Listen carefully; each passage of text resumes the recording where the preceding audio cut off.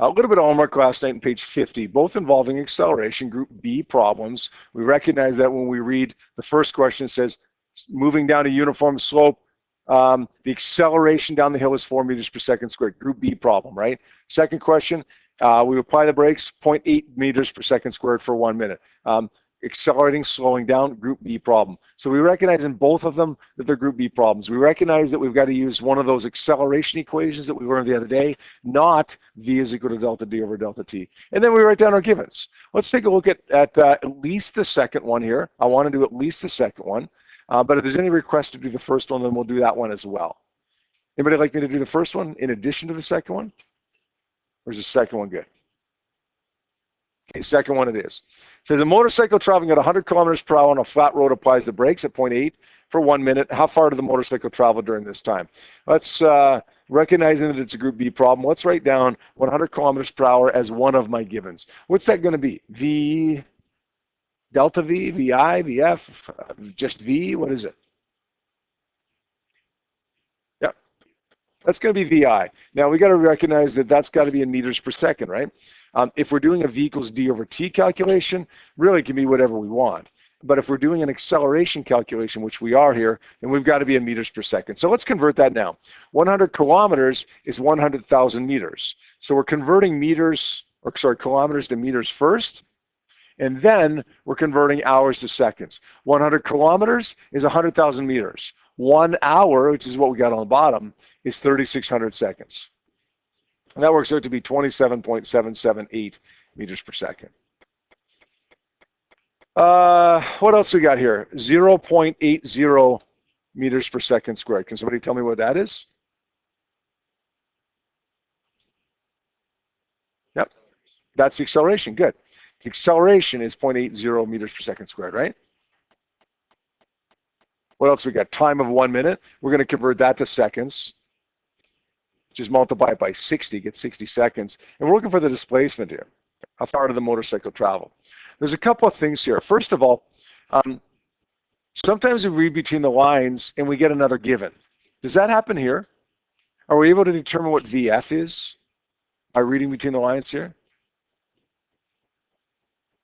No, we're not. Sometimes we read between the lines and VF is equal to 0. It says the motorcycle comes to rest. Okay, VF would be 0. It doesn't say that here. Maybe it does stop. Okay, maybe it does stop, and maybe VF is equal to 0, but we can't assume that because it doesn't give us any indication that that's the case. The second thing that I want to draw your attention to is a small error in the givens that I have written down on the board there. It's a small one, but it's an important one. Anybody spot what it is? That one? Good. The acceleration is negative 0.80 meters per second squared. Why? Why? Rosie, why is the acceleration negative 0.8 meters per second squared? Yeah, it's slowing down. We're applying the brakes. It's decelerating. So just because it says 0.8 doesn't mean that it can't have a negative in front of it. We have to recognize whether it does or doesn't. All right. We got 5 equations that are valid here. We can try any one we want. Looks like to me we're going to try this one.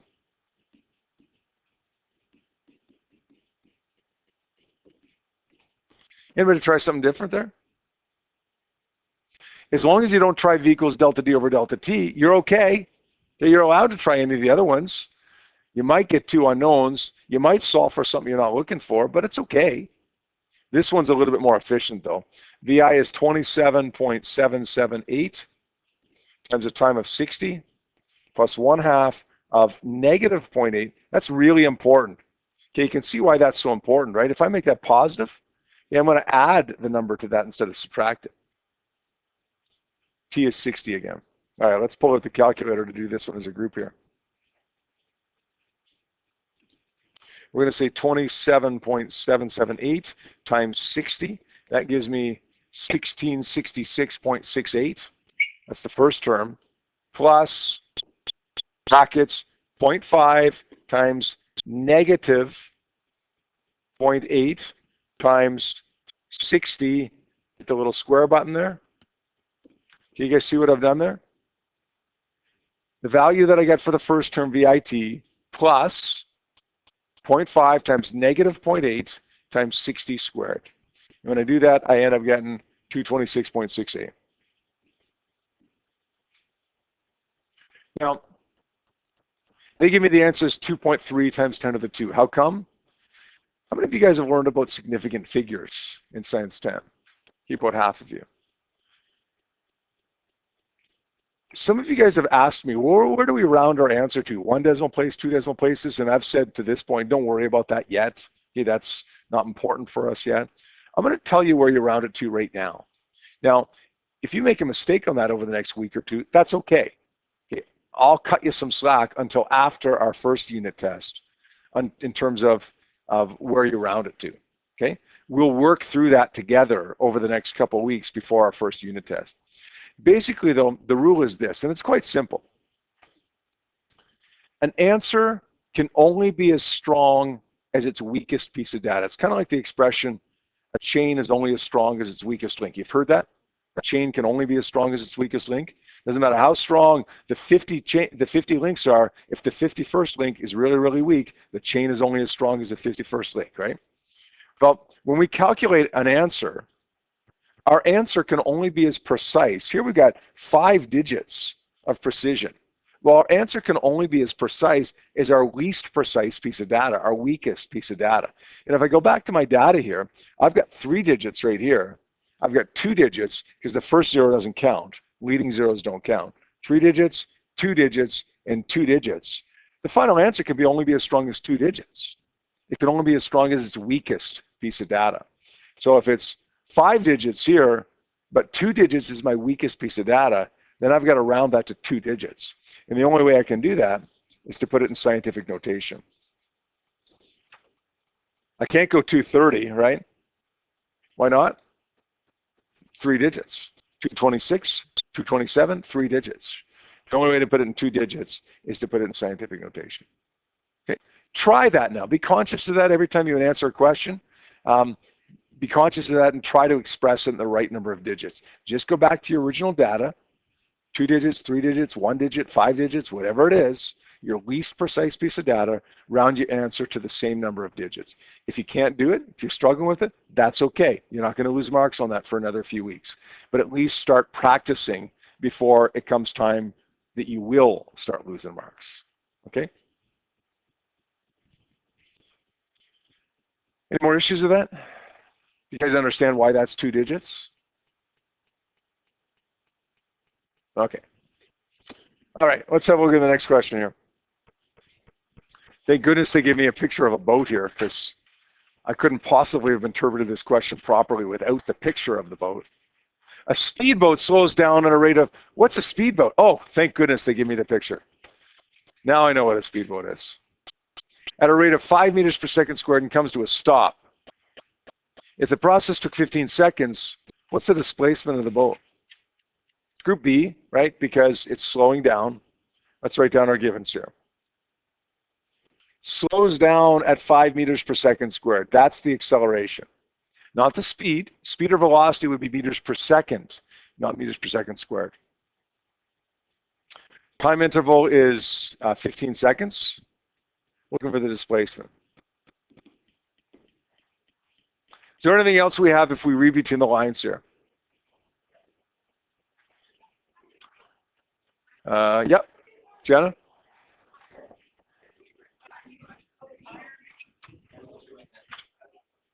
Sure, Jenna? Okay, good.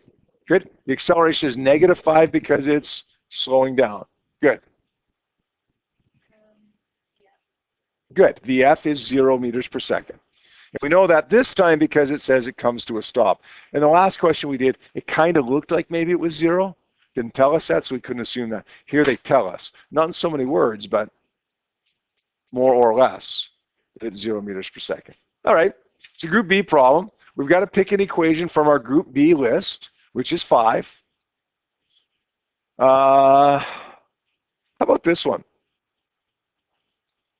How about this one? VF squared is equal to VI squared plus 2AD.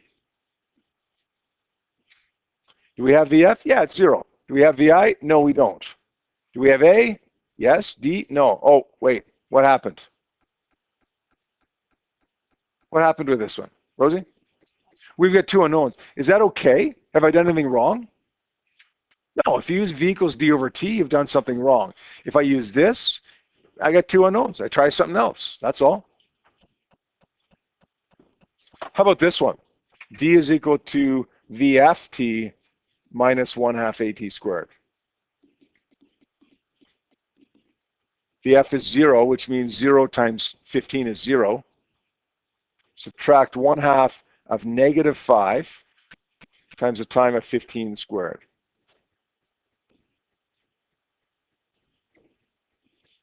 (562.5 meters. Negative times a negative is a positive, which makes sense, right? You're moving in the positive direction, you're slowing down, your displacement is still going to be positive. How many digits should that be rounded to, huh?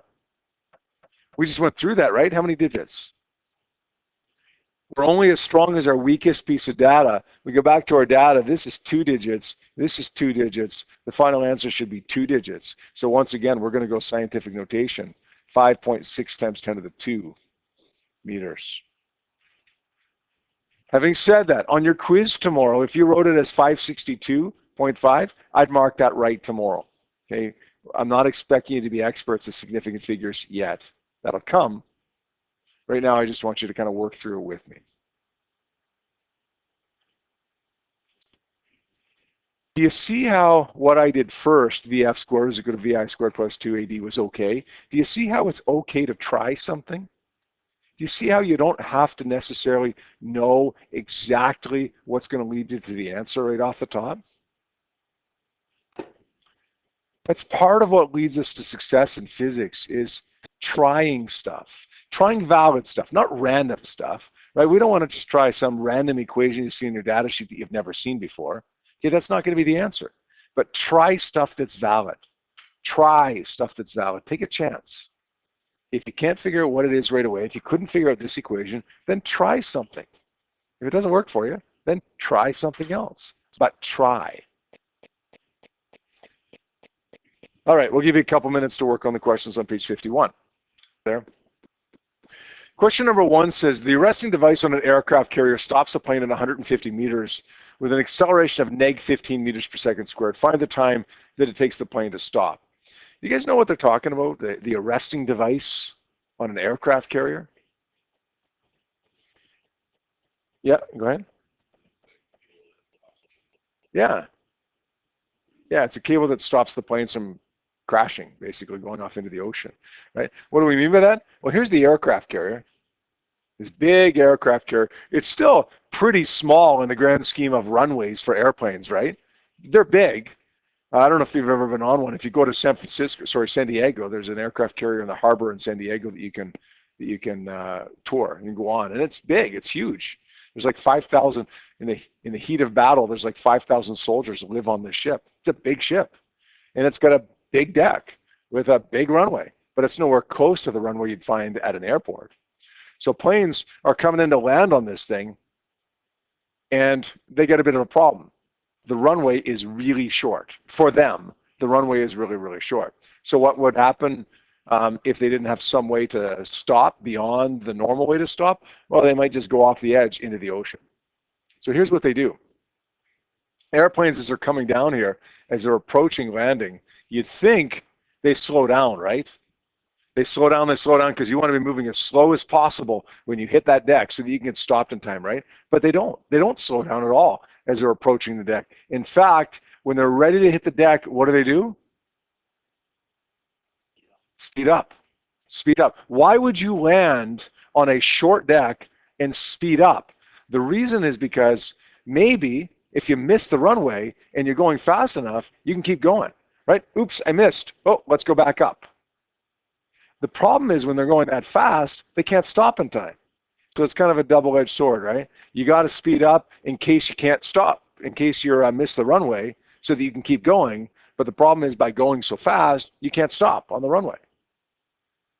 So that's why they have this arresting cable, this cable that stretches across the ship.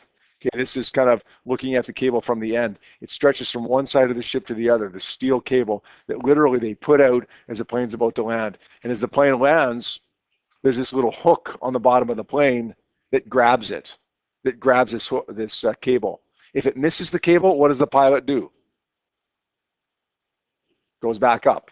If you miss the cable, go back up. If you catch the cable, then you can give it full thrust backwards and stop, right? But the cable is going to help you stop. So that's what they mean by an arresting cable. The arresting device on the aircraft carrier stops at 150 meters with an acceleration of negative 15 meters per second squared. What's the time that it takes the plane to stop? This is a Group B problem. We've got a displacement of 150 meters.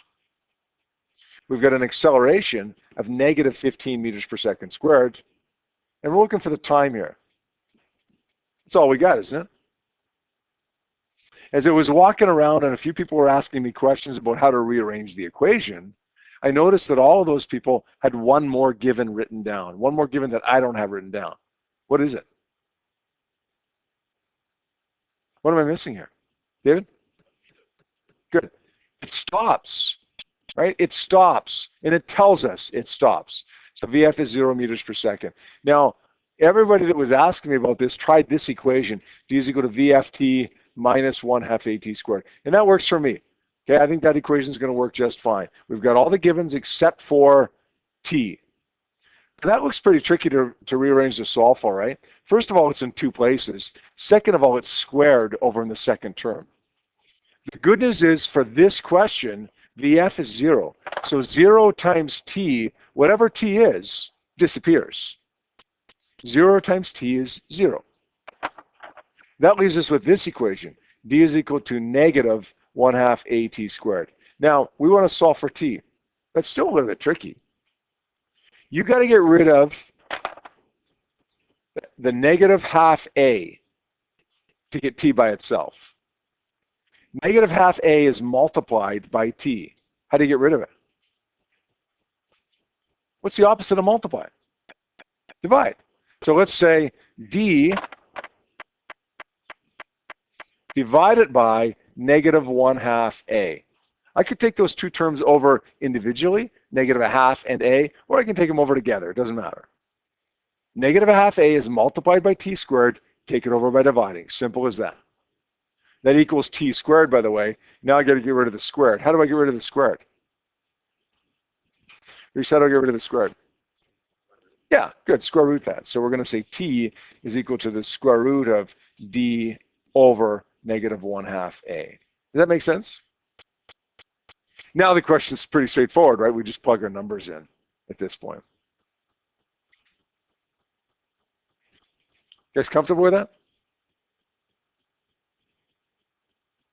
All right, I'll leave you with finishing that one off, getting the answer for that, and then tackling question number 2 as well. We'll take a look at that one again in a second as a group as well after you've had another chance to work on it. Let's have a look at question number 2 now. It says, in the 1968 Corvette took 6.2 seconds to accelerate to 160 kilometers per hour. If it traveled 220 meters to the north, find its acceleration. Group B, we know the time here is 6.2 seconds. We know that VF is 160 kilometers per hour, which we're going to want to convert here to meters per second. That means it's 160,000 meters over 3,600 seconds. Anybody have the value for that VF? Yep. 2044.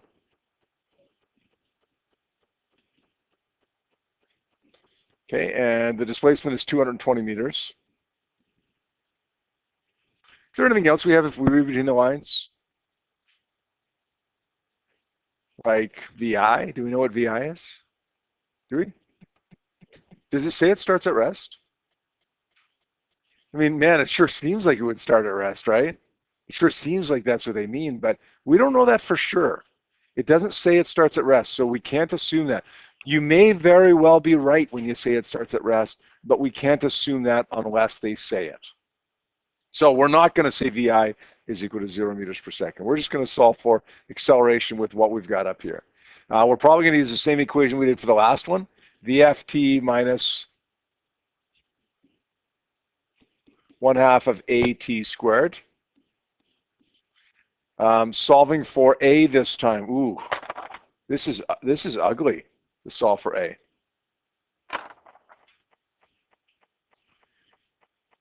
Here's what you want to do first. Here's kind of the rules of of rearranging equations.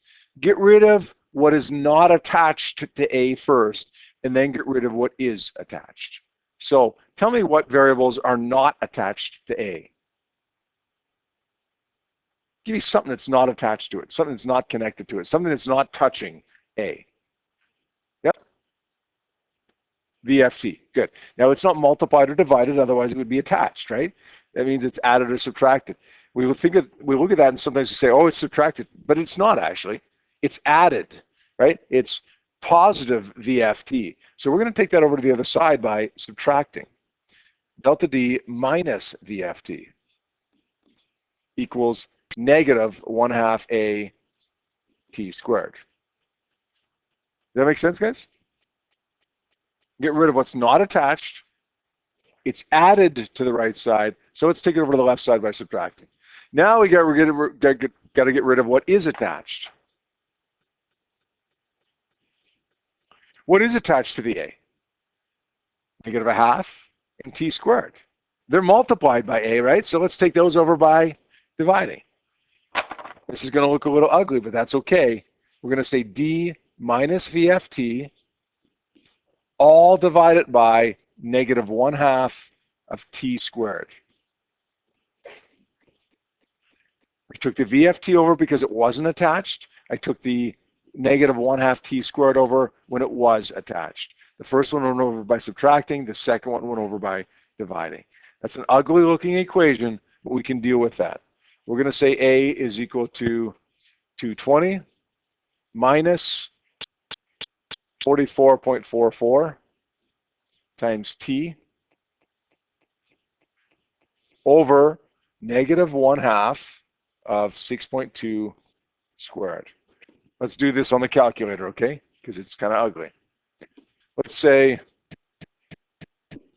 220 subtract, let's use some brackets there, 44.44.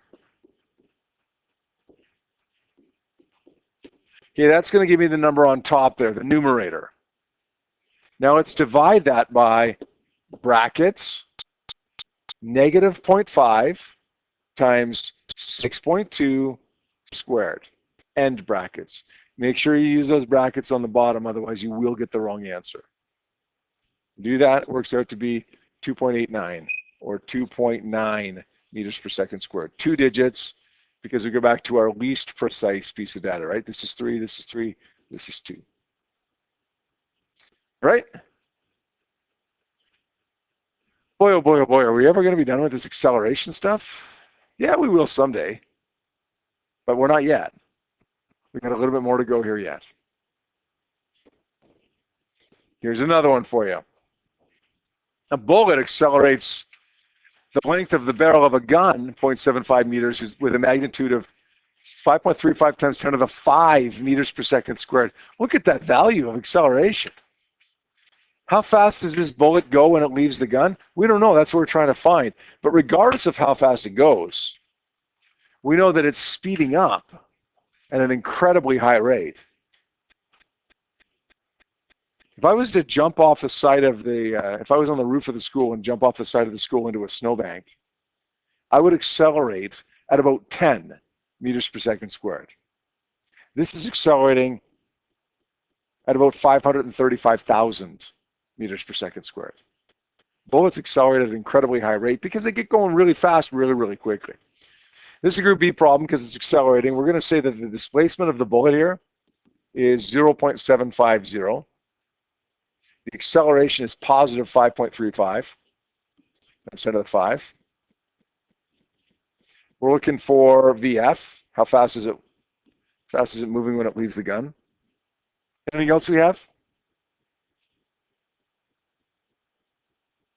Read between the lines in this one, Fraser. VI is 0. It doesn't actually say that, but bullets can't be moving when they start, right? So VI is 0 meters per second. All right, group B, I'm going to try this one. VF squared is equal to VI squared plus 2AD. There is a little bit of rearranging here, but not too much. All I got to do to get VF is square root both sides.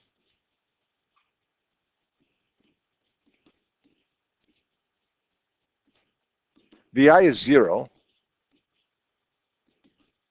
5.35 times 10 to the 5 times 0.750. Let's do this one on the calculator too. We can skip, by the way, the 0 squared and just say 2 times 5.35. Watch this. Watch how I write times 10 to the 5. 5.35 second function EE. This little button right here, second function, comma. 5.35 times 10 to the 5 times 0.75. Okay, then I got to square root it because I've got inside the square root sign. I get 895 meters per second, 896.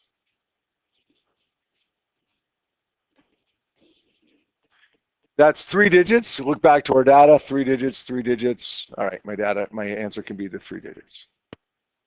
It's pretty fast, eh? 896 meters per second.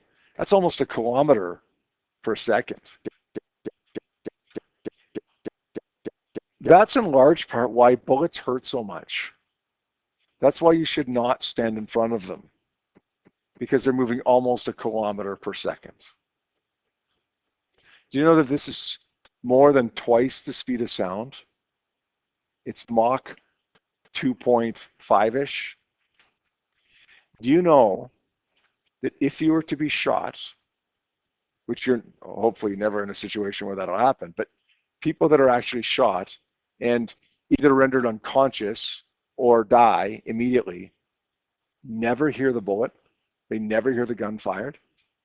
The bullet reaches them before the sound reaches them because the bullet's moving twice the speed of sound. That make sense? Okay, so that's the good news. It'd be over quick and you never know it was coming. You never know it was coming because you'd never hear the gun. All right, let's have a look at these 2 questions now on page 52. Here. Okay, everybody, look up here. We're going to take a look at question number 1. It says a jetliner lands on a runway at 70 meters per second, reverses its engines to provide braking, comes to a stop, comes to a halt 29 seconds later. What's the acceleration? What's the length of runway that's required to what's the length of runway that the jet required to come safely to a complete stop here? Group B, right? It's Group B. It's accelerating. It's slowing down, but that's acceleration, negative acceleration. We're going to say that VI here is 70 meters per second. We're going to say the time interval here is 29 seconds. We're looking for the acceleration, and we're looking for the displacement, right? The length of the runway that's required to make this airplane come to a stop without going off the end of the runway. Anything else? Anything else we have there?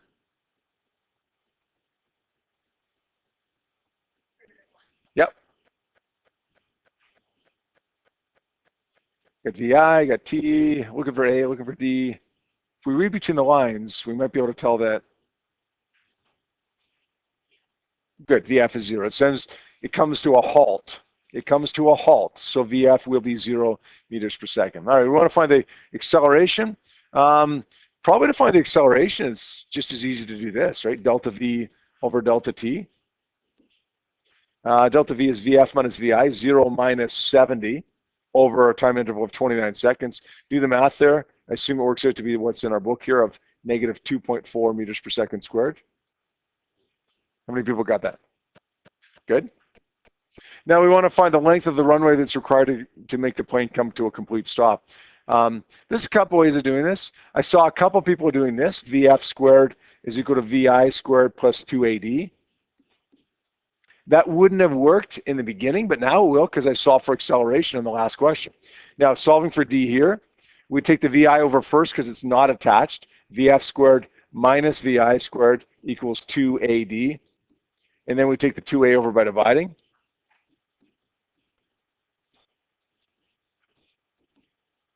That works. Okay, that works. But what else also works? How about this one? D is equal to VI plus VF over 2 times T. Got VI, got VF, got T plug them in. That requires no rearranging of the equation, right? So I think that's a little bit easier. This one, is it any more correct though? No. No, they both work. As long as you rearrange correctly and plug in numbers correctly, they both work, and they both give you the exact same answer. One more question. This one's not in your book. This is a good one. See what you can do with this when we're going over it here. All right, so what do we have going on here? It says a 1,600 kilogram car begins at rest at a stop sign, then accelerates, and then it travels at a constant velocity, which counts the speed, and then it slows to a stop in 8 seconds. How far does the car travel? Man, there's all kinds of things going on here, right? It does this, and then it does this, and then it does this. What do we do? Is it group A or group B? It says it's accelerating, but then it's traveling at a constant velocity. So what do we do, A or B? Well, we do both. What we want to do here is separate this question into really 3 sub-questions, kind of like an A, B, and C. We'll say in the first section, it's accelerating. And in that first section, we're going to say that the rate of acceleration is 4.00 meters per second squared. And the time interval is 5.0 seconds. It begins at rest, so VI would be 0 meters per second.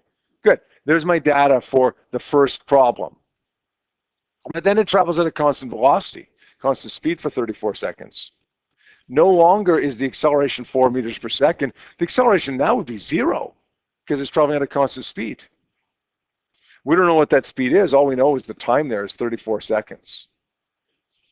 And then in the third interval, now it's slowing down. So we're going to say in the third interval, my time is 8.0 seconds. We want to find the displacement.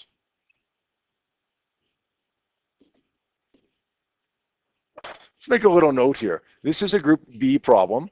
This is a group A problem because it's a constant velocity. And then this is a group B problem. It's going to help us later on when we forget what we're doing. It's going to be a little reminder of which group of equations we're looking at. All right. Let's solve these individually and see what happens here. We want to solve for the displacement in each stage so that we can add them up to get the total displacement. Let's say D is equal to VIT plus 1/2 AT squared for the first one. So VI is 0. That's good. That makes it easier for me. 1/2 of 4 times 5 squared. 25 times 4 is 100 times 1/2 is 50 meters. All right. That's not my answer, but it's my answer for the first part of it. How far does it go in the first stage?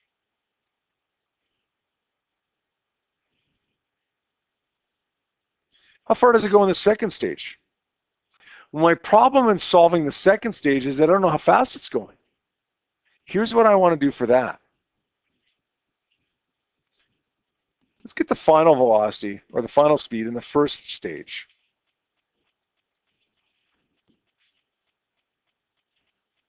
VI is 0, A is 4, and my displacement is 50.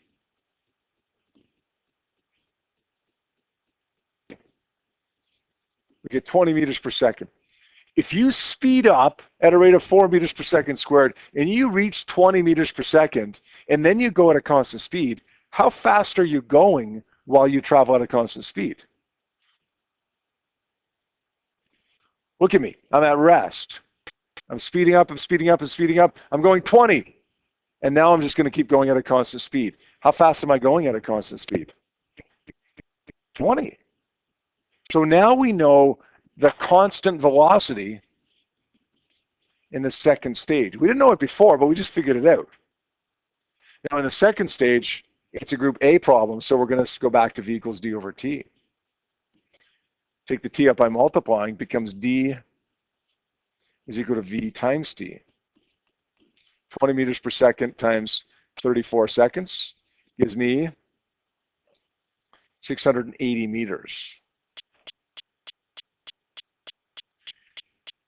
Oh, misses something in the third problem. We know that VF is 0, right, because it comes to a stop.